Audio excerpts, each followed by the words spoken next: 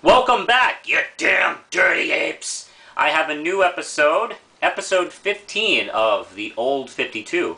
Now, this is partly inspired by DC's New 52, where I'm taking old issues of defunct series and spotlighting them, which I think you should take a look at. I mean, after all, hey, #1's a great place to start, right? And, of course, it is brought to you by my own comic book I self-publish, Red Knight. All 4 issues are available right now at the link below, etsy.com, Manos Publishing. You can find out all the information about how to order and everything you need to know. Plus, little preview pics of the pages. Anyway, now, I'm sure most of you have been looking through recent issues of Batwoman, and 2 questions seem to be popping up in everybody's minds. Question number 1, what the fuck is happening? Question number 2, who is Agent Chase all of a sudden? That's all throughout this book and such a big deal. Well, Agent Chase is actually a character from the 90s. Here is issue 1 of her comic book. She had an ongoing series. She made a first appearance in Doug Moench's Batman run, the one with Kelly Jones. And then that was kind of like a preview of what DC had in mind. Now, this book was created by D.C. Johnson, J.H. Williams III, who is one of the creators of Batwoman. So obviously he's taken this opportunity, now that he's writing and drawing most of the issues of Batwoman, to use one of his older characters. That's why Chase has made that impossible jump into post-Flashpoint New 52 stuff. And this issue, essentially, this is the premise of the book. The DOA, which stands for something. I never remember what the DOA stands for. Anyway, they are in charge of monitoring superpowered people, or as they called metas. DC really tried to get this terminology meta really out there, and it really never did click, no matter how much they tried. But a meta is basically someone with superpowers. And Agent Chase is a private investigator, and she has been promoted, it's a long story, but she became a agent for this agency, the DOA, which still actually shows up a lot in DC Comics now. And the issue starts off in a junior high school where a young boy's about to get beat up by a bully, and instead of getting beat up, he shoots fire at everyone and pretty much decimates the high school.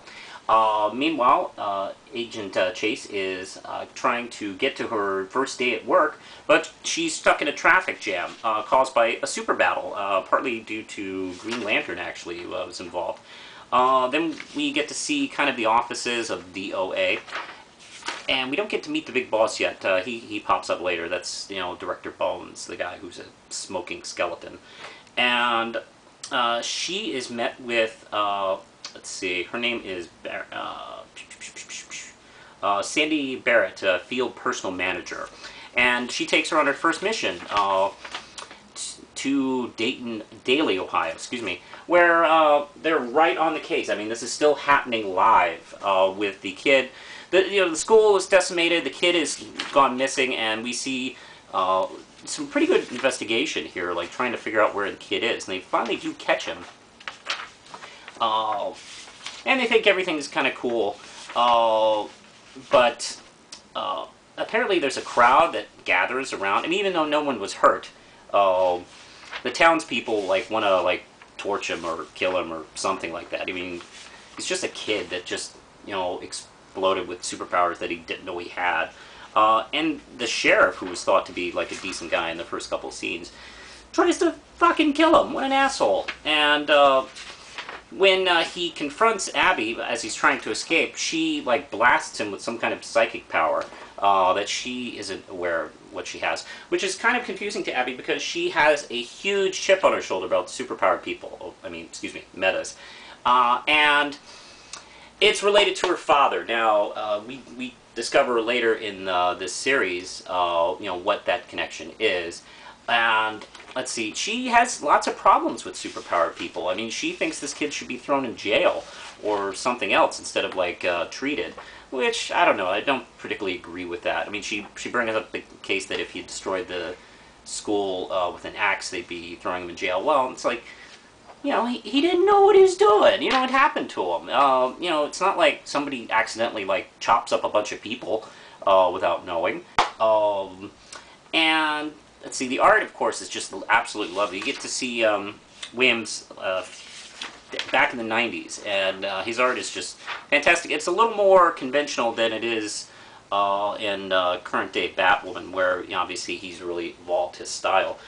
Here it's more kind of standard, and you also get chase cards with some characters like Superman and Green Lantern, and then, let's see, as well as Firehawk and the Word. I forgot who the Word was, but he was a character appearing in this series. And speaking of this series, you can actually find these pretty cheap. There was only 10 issues of this series. It didn't even go a full year. My particular favorite story arc was the middle story arc where she goes to Gotham to take down Batman. Well, that was a great idea. And the last issue, actually, here's the thing that's such a pisser. The last issue was Chase 1 Million, part of DC's 1 Million crossover. So the last real issue for this series is issue 9. I mean, that's kind of dickish, isn't it? So, yeah, you can actually find these issues pretty cheap, probably in discount bins pretty easily. You can pick them all up for probably maybe $10. 10 or 11 bucks or whatever. Or what's interesting is DC put out a trade of this series. You can buy all of it. I don't know if Chase 1 Million is in it, but you can definitely pick it up. Most likely because, you know, celebrating the fact that, you know, Williams, you know, has Batwoman, and, you know, I'm sure the deal was worked out. But yeah, you can actually check this series out pretty cheaply, and I don't know, if you buy the trade, it's one and done. Well, that's it for now, so until next time, push the button, Lindsay.